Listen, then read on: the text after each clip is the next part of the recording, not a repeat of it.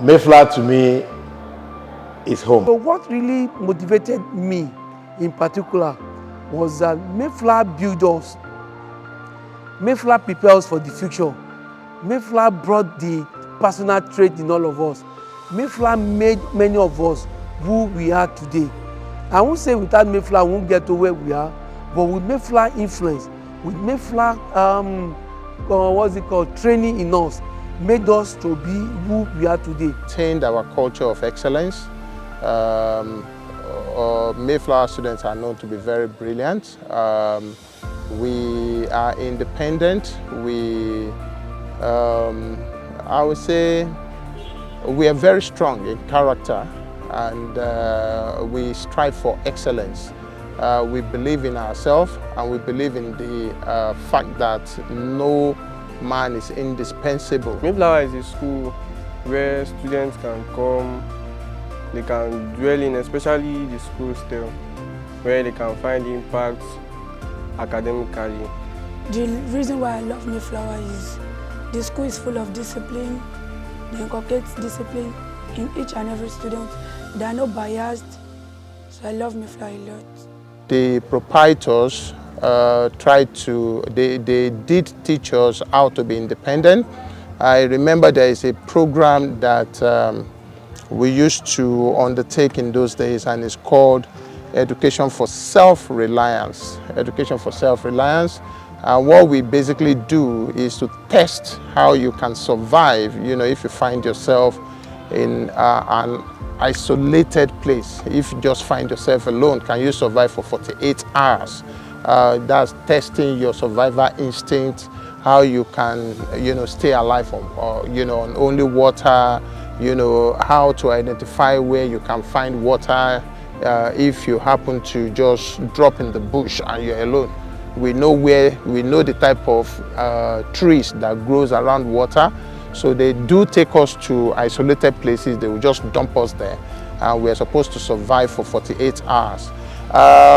It really helped us. The rate of suspension right now is very high. Since government has said that there should be no beating of students on any occasion, so the least thing the school can do is to give us suspension letters to those who are found faulty or those who are found fluctuating the schools and regulations. Just have your suspension letter, go to your house. Some, when they see their offense is very high, they give them expulsion letter. You don't have to come back to the school again to come and commit any offense.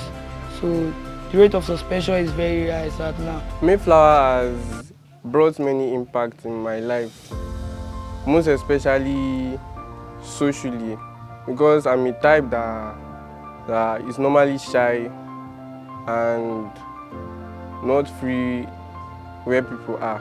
Mayflower has really shaped the understanding of leadership in me, because on a normal day, I'm a very shy person. But when I got to Mayflower, I realized that leadership is the key, because if you cannot lead, you can't be a Mayflower student. So Mayflower has helped me a lot in leadership, because then it got to the extent that I almost knelt down for my juniors then. But when I got to Mayflower, I realized that as a senior or as a Mayflower student, we have to behave like a leaders, because everywhere I get to, they give me the respect, even when I'm not an X-Men. So everywhere they give me the respect, I used to lead. The school is full of discipline.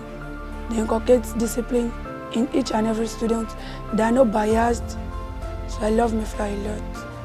I heard they do go through fetching of water, farming, and other things which we don't perform now again. Concerning stealing, I think it has greatly reduced because of the teachers now and the type of students we have now. It was mentioned earlier that the students are more timid and less likely to engage in activities like that. And if they do, the teachers are ready to discipline them. So stealing has greatly reduced. Then, according to what I heard, then teaching was very, very, very strict. My dad would tell me that when we get to class, they will have met students waiting for teachers. But now, sometimes, though, when you get to class, 10 students are waiting for you. Unlike then, almost all the class are already waiting. And according to the story I had, 6:30 when you get to school, you are a late comer. But now, 7:30, that's when they pick late comer. About teaching, well, sometimes teacher really base teaching on students' performance. You know, there is this thing that used to happen though in my class, which makes us feel very, very embarrassed. You know, when they tell you, other classes are more better than your class, like you are the worst class. So they teach us the way they teach other classes, which is not supposed to be. And they would tell us our class is the worst class, makes us feel dejected. So no students are ready to learn. Principle that established Mayflower, the principle of self-reliance, the principle of being yourself, truth, of caring for the next person, that hasn't been taken out. My worst teacher has to be, like I've said before, it's weird, but it has to be Miss Olayinka, because she forced me to do a lot of things that I'm not really comfortable with. And she's also the best because most of those things that I carried out actually led to the greatness. It unlocked the greatness within me. Mr. Abdul. He's my best teacher because he teaches my best subjects, mathematics, and he teaches to my satisfaction. Like it breaks it down to my understanding. And he's my worst teacher because you can't prove to know it all at all. Because even if you know the subject, you will still find error. There was a time I actually scored 70 over 70 in my mathematics. He called me and he said, "Goodness, I can't give you this." And he said I had just one punctuation mark, that I'm not supposed to put it in mathematics. From JSS2 down to JSS3, SS1, SS2, SS3. It wasn't really a rosy experience. A lot of activities. I was the hostel prefect while I was in SS1. So I have the duty to ask my seniors to leave the hostel. So that is the leadership position that fell on me. When you have to also ask your mate, your junior, your senior to leave the hostel, you have to leave the hostel. But then I have the support of the head warden then. Thereafter, I was also a plot officer when I was in SS2. Then from there I became the labor prefect. You know, when you're a labor prefect, you have a lot of responsibility on you. You have to drive the student, your mate, your junior. You have to drive them to go for for physical work. What do you mean by physical work? You have to go and cut grasses. You have to go to farmland to go and work. And as the labor prefect, you have to be the one to drive all of them to the farm. So in driving them to the farm, you have to be very firm. But you have to be able to tell your mate, guys, you guys need to go and do this and that. Then the responsibility also fell on me to also drive my non-classmate. You have to also drive them to the farm to go and also do the physical work. It wasn't an easy one, but then, glory to God, with the leadership trait that one had, with what one was trained while we were in Mayflower School, one was able to carry all these along. I think my generation enjoyed the best, and I will tell you why.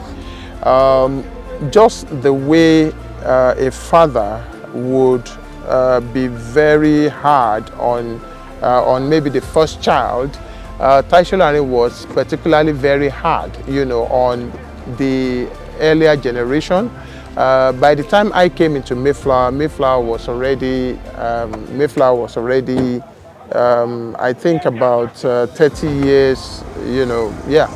No, Mayflower was about 25 years already. So by then, Taisho Larin was already living his dream.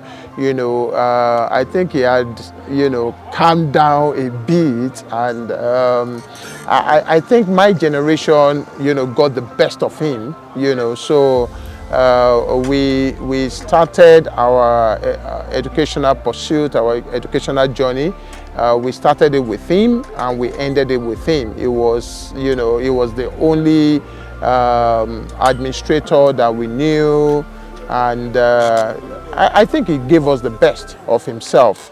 You know, so I think my generation, and when I say my generation, I mean people that passed through the school in the 70s and the 80s. At the time Dr. Tai was present, at that time we had solid hostel coordinators and wardens. You know, actually, what formed the fulcrum of Mayflower was the life after the classrooms, was what we called the student second home. And what it was the home away from home. And so they had the entire spectrum of your life all planned out for you. And it was solid. And so for every Mayflower student, for myself, I opened my eyes at 5:15. Because I lived in Mayflower for 6 years, you had to be up by 5:15. So for whatever it is, I know when it is 5:15, even till now in my life.